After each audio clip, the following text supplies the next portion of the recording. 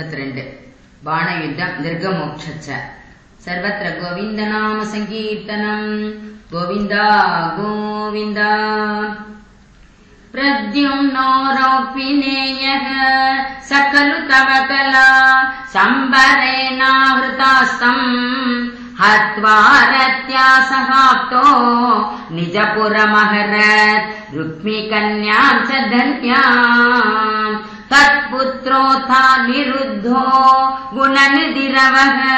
रोचनां रुक्मिपौत्रीं तत्रोद्वाहे गतस्त्वं न्यवधिमुसलिना रुक्म्यपि द्यूतवैरात् बाणस्य साबलिसुतस्य सहस्रबाहो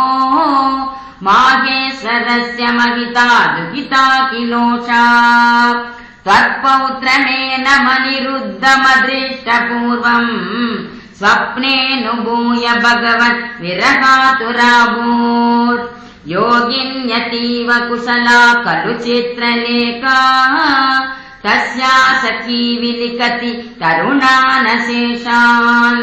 तत्रानिरुद्धमुषया विदितं निशायाम् आनेशयोगबलतो भवतो निकेतात्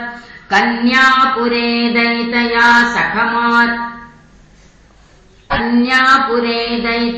सुकमारमन्तम् चैनं कथञ्चन बबन्धुषि सर्वबन्धौ सीनारदोक्त तदुदन्तदुरन्तरोषै कं तस्य शोणितपुरं यदुभिर्न्यरुन्धा पुरीबालशैलप्रिय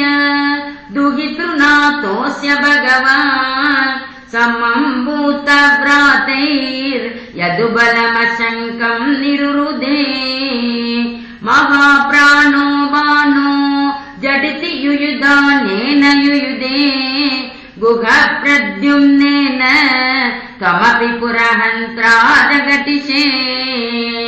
निरुद्धा शेषास्त्रे मुमुहुषितवास्त्रेण गिरिशे द्रुता भूता भीता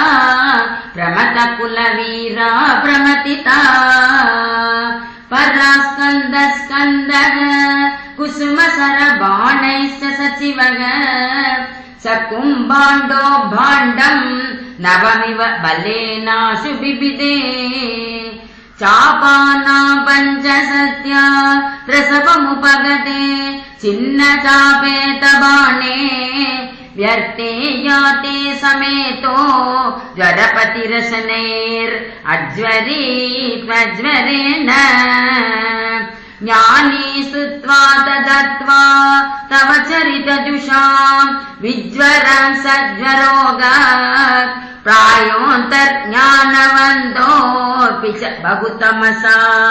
रौद्रचेष्टा हि रौद्रा बाणं नानायुधोग्रम्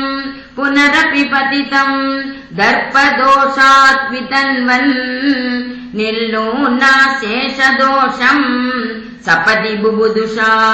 शङ्करेणोपगीतः तद्वाचाशिष्टबाहु द्वितयमुभयतो निर्भयं तत्प्रियं तम् मुक्त्वा तद्दत्तमानो निजपुरमगमग सानिरुद्धः सघोषः मुहुस्त्वा चक्रम् वरुणमदयो नन्दहरणे यमं बालानीतौ दवदहनपाने निलसकम् विधिं वत्सस्तेः गिरिशमिग बाणस्य समरे विभो विश्वोत्कर्षी तदयमवतारो जयति ते विजरुषा कृकलासवपुर्धरम् नृगनृपं त्रिदिवालयमापयन् निजजने द्विजभक्तिमनुत्तमा उपदिशन् पवनेश्वर पाहि माम् सर्वत्र गोविन्दनाम संकीर्तनम् गोविन्द गोविन्द।